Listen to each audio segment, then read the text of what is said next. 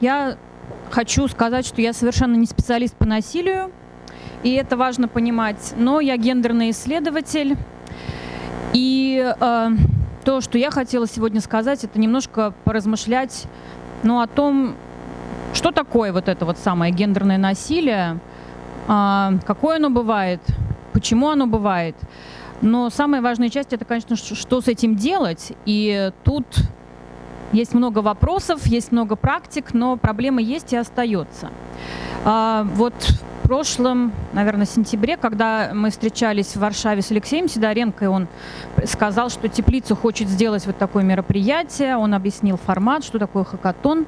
Вот мы там были с моей коллегой Инной Арапетян.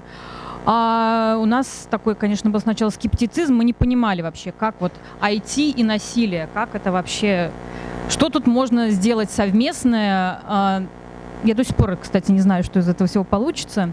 И, к большому сожалению, я завтра не смогу участвовать, потому что мы улетаем на комиссию по положению женщин утром рано.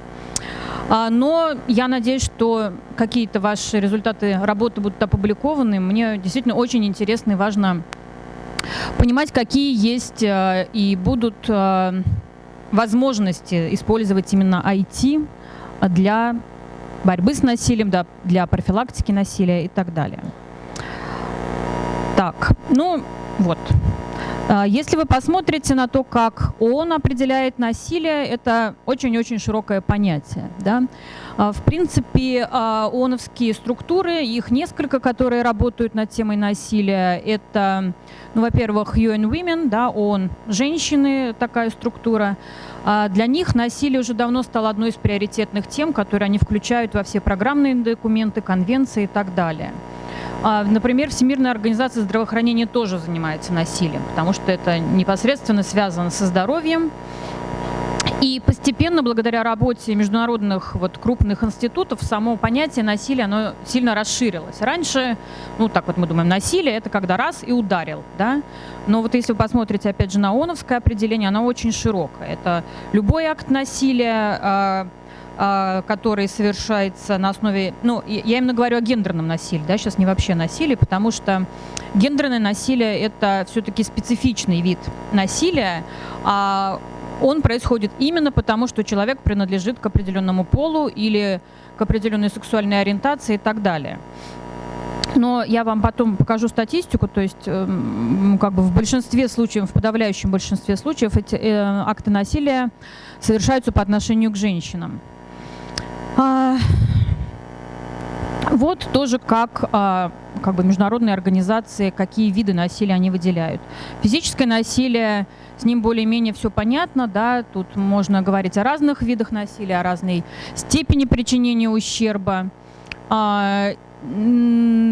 Это могут быть не только, да, там сильные избиения, но и там толчки, пинки, вот они, между прочим, включаются сюда тоже, потому что очень интересно, мы делаем много исследований, связанных с положением женщин в разных регионах России, много мероприятий. Некоторые женщины, они, например, не воспринимают то, что с ними происходит, как насилие, они так его не классифицируют. Там, спрашиваешь их, а вы когда-нибудь сталкивались лично с ситуацией насилия? Нет.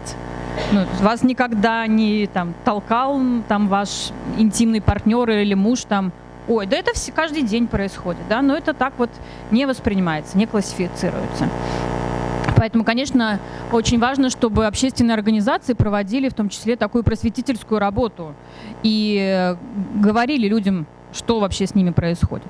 Второй вид насилия — это сексуальное насилие, и кроме изнасилований, кроме принуждения к сексу, сюда также включается трафикинг, трафикинг женщин с целью вовлечения их в проституцию, принуждение к проституции, и вот эта аббревиатура, она означает female genital mutilation, то есть это женское обрезание, это тоже оно относится к видам сексуального насилия. Тут вот очень интересная на самом деле штука, с тем, что, опять же, сексуальное насилие тоже часто не воспринимается и не классифицируется самими женщинами как таковое. Вот мы проводили в прошлом году большое исследование положения женщин на Северном Кавказе, и у нас там была анкета. И вот в анкетах мы пытались снять весь спектр насилия, с которым сталкиваются женщины. И у нас там был, значит, такой вопрос: принуждение, сталкивались ли вы когда-нибудь с принуждением, с изнасилованием / принуждение к сексу? И женщины, они просто повисали, они говорили: изнасилования нет, но принуждение к сексу, да. И что это, говорит, это прям как изнасилование, что ли, получается, да? Тоже вот какой-то в голове происходит такой переворот. Оказывается, то, что там интимный партнер требует секса и принуждает к нему, вообще-то это изнасилование. И в некоторых странах, в некоторых культурах очень часто, например, какие-то вещи обосновывают там традициями, а у нас так принято, и тоже это очень нормализовано, это встроено в культуру как бы. И вот в этом отношении важно, что ООН, по-моему, 2 года назад, они издали такую специальную петицию, в которой написано, что никакие культурные практики, никакие культурные традиции не должны влиять, не должны оправдывать насилие, да, потому что, например, вот женское обрезание, да, представляете примерно масштабы, как вы считаете, где оно происходит? В Африке.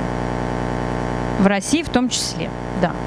Вот где Африка, нам кажется, там дикие какие-то вот там люди, они еще там не развелись достаточно, они не цивилизованные, вот у них там дикие какие-то обычаи.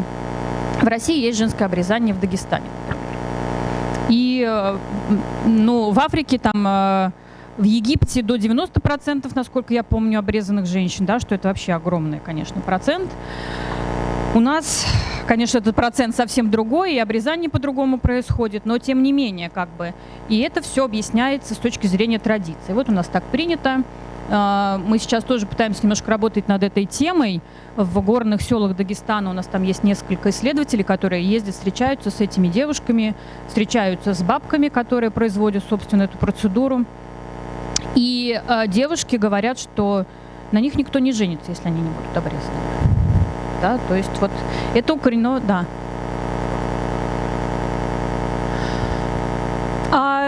Мужское обрезание не приводит к потере сексуальных ощущений и возможности получать оргазм, правда?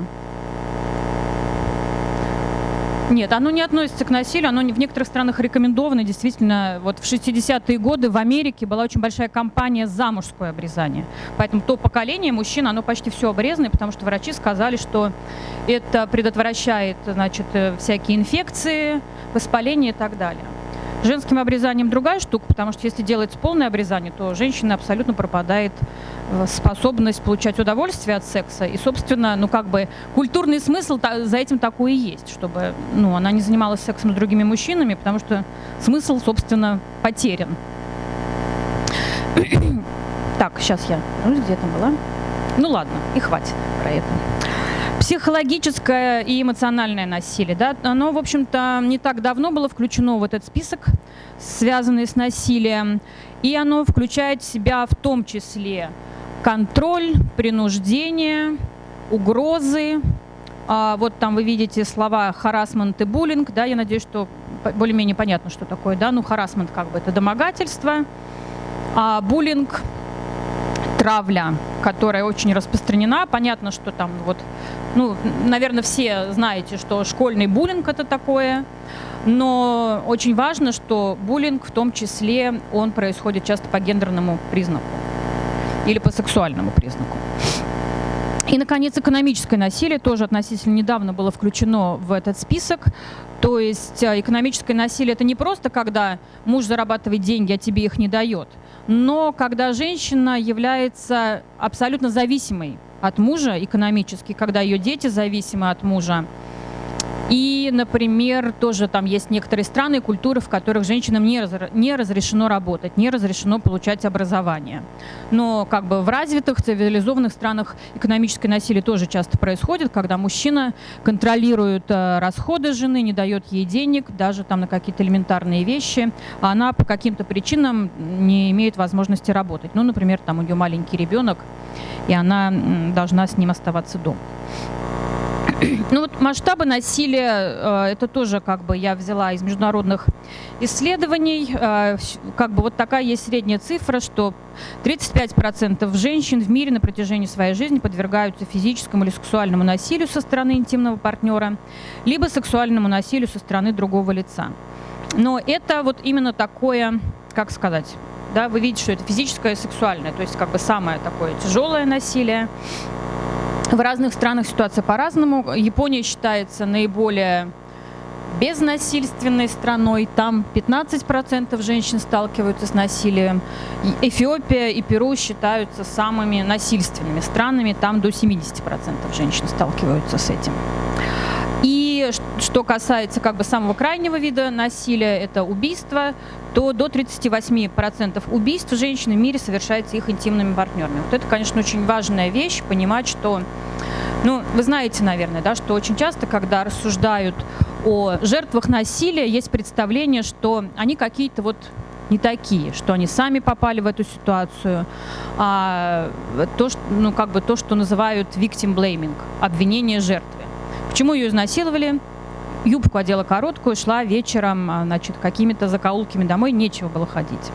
Почему, значит, муж ее побил? Ну, потому что борщ плохо приготовила, или дерзила ли ему, или перечила. То есть, как бы, ответственность снимается еще и с насильника и перекладывается на жертву. Но есть также представление о том, что вот насильники и убийцы женщин – это какие-то там люди. Вот дома у нее как бы безопасное пространство, а все плохое происходит за пределами дома. Ну, как вы видите, цифра 38% убийств совершается интимными партнерами. Это очень много, конечно. Ну и вот так называемые harmful practices, то есть это вредоносные практики, которые специфичны именно для женщин. Ну, это, во-первых, феминицид, то есть это убийство женщин по разным причинам, включая инфантицид. Он, конечно, распространен в основном в очень бедных странах, где рожать и выращивать девочек просто экономически невыгодно, и поэтому, когда рождается девочка, то в некоторых странах просто ее, ну, там вот где-то оставляют в пустыне, чтобы дальше родить уже мальчика. Селективные аборты – это, в общем-то, похожая штука, но это уже в более развитых странах, где есть возможность на УЗИ диагностировать пол ребенка. И знаете, в каких странах селективные аборты практикуются? Индия. Ну, Китай был на первом месте, сейчас у них запрещены селективные аборты. Сейчас у них запрещено на УЗИ врачам говорить пол ребенка. Да, ну потому что просто, если родители узнают пол ребенка, они девочку все равно абортируют сразу. Ну, из наших ближайших соседей Азербайджан или Армения? Армения и Грузия, да, то есть, да. И это, конечно, связано именно, опять же, с культурными вещами, потому что иметь сына в семье престижно, да, и как бы вот, ну, считается, что ребенок один хотя бы обязательно должен быть мальчик. И девочек не очень хотят, потому что, ну, опять же, если объяснять это исторически, были экономические причины, потому что в девочку вкладываешь, потом она уходит замуж, все. А в сына вкладываешь, а он потом тебе будет на старости за тобой ухаживать, значит, там, обеспечивать и так далее. То есть иметь сына было экономически выгодно. Сейчас это уже чисто, ну, вещи больше связанные с таким вот именно, ну, с культурными стереотипами и с престижем. Там, вот есть сын, значит, сложилась жизнь, удалась. Нет сына, эту семью все жалеют, к ним относятся как-то так вот, ну, в общем, качают головой, что бедные, они несчастные. Кража невест, которая тоже кажется таким, ну, мы все, наверное, представляем, как это в «Кавказской пленнице» было весело и красиво. По факту это совершенно не так, потому что кража невест – это, в общем-то, насильственный увоз девушки. Это происходит в тех культурах, где честь девушки очень важна для репутации семьи. И если девушку украли, и она не ночевала дома, то, конечно же, на ней больше никто не женится. И она вынуждена выходить замуж за того человека, который ее украл. Иногда это бывает первый раз в жизни, она видит этого человека, который... И, конечно, тоже не на белом коне, а на какой-нибудь раздолбанной копейке, куда ее просто кидают и везут. Но есть, конечно, случаи, когда это происходит по обоюдному согласию, да, ну, потому что это... не нужно делать дорогостоящую свадьбу. Можно просто договориться, там девушка договаривается, давай ты меня сегодня в 6 вечера украдешь, я там соберу чемодан, мы уедем. Ну и после этого они считаются женатыми, и свадьбу делать не нужно. Но, к сожалению, это происходит в меньшем количестве случаев, чем вот фактически настоящая кража невест. Убийство чести тоже они практикуются, да, конечно. Ну, на Северном Кавказе она распространена, очень распространена в Кыргызстане, да, то есть там это как бы вот такая нормализованная вещь. Ну и тоже на Южном Кавказе, да.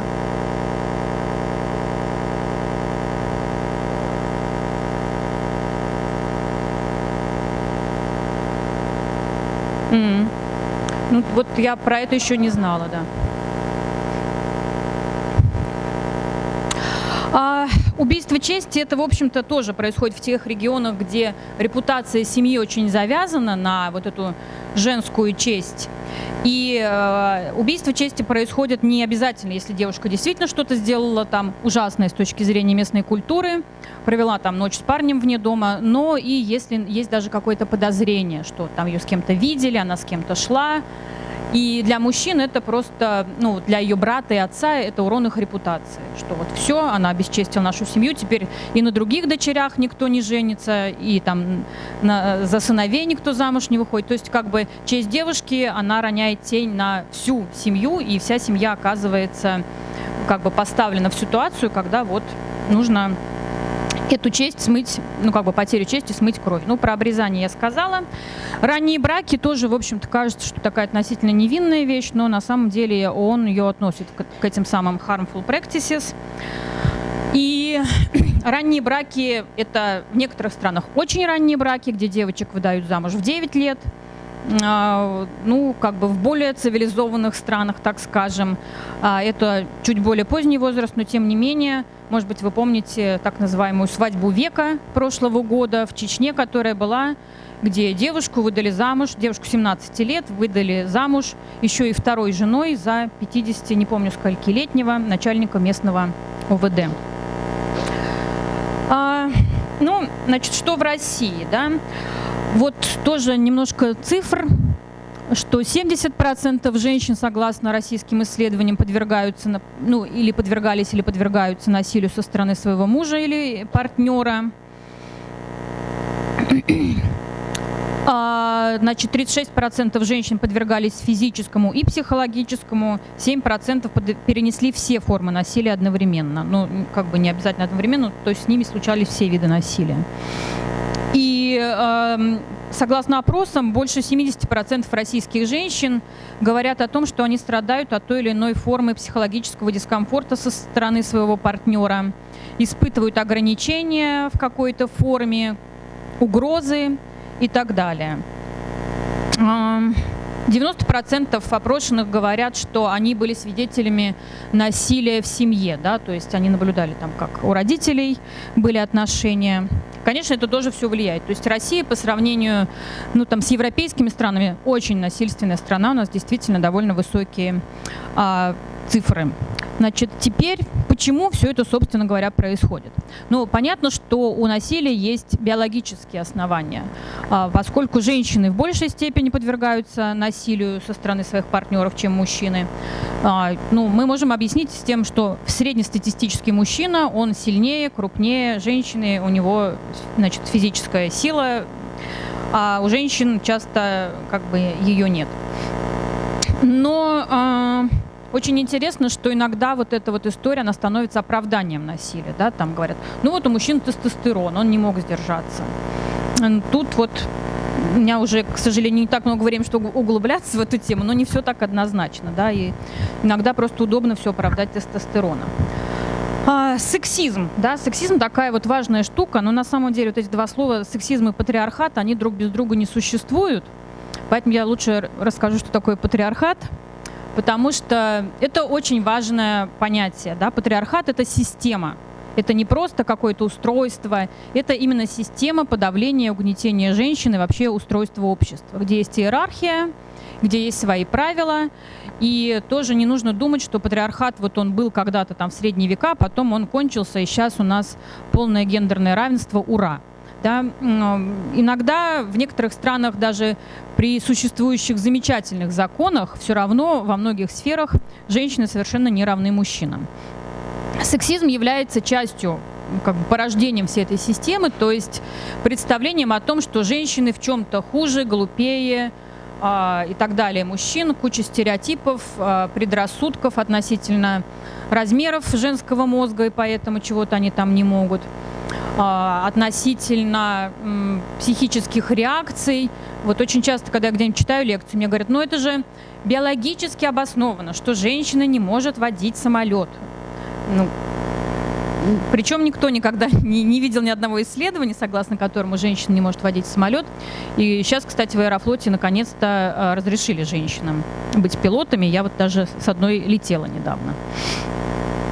Экономическое неравенство, ну тут просто я вас отошлю к Марксу, чтобы понимать, что это такое.